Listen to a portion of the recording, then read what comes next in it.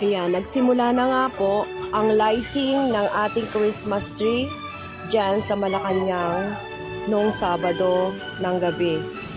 At ito po ay syempre pinamunuan ng ating Pangulo at ating mga piling-piling panauhin.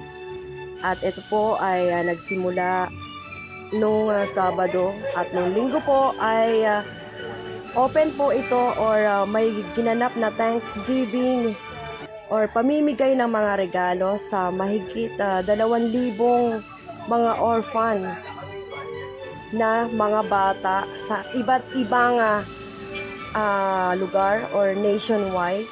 At yan po ang kaganapan sa Malacanang nung nakaraang linggo. Ayan. So, panoorin po natin ang mga kaganapan with our beloved President of BBM and First Lady Liza Araneta Marcos.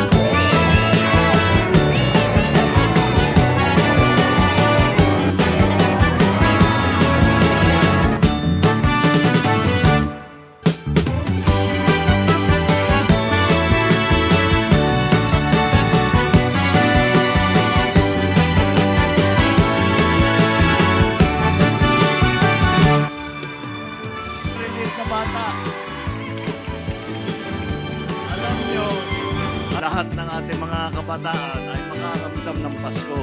At alam naman natin, we all know that Christmas is really about the children. And we always have a Merry Christmas when the children have a good Christmas. Na makita natin ang inyong mga ngiti na kayo naman ay pag sinabing Merry Christmas ay may kabuluhan.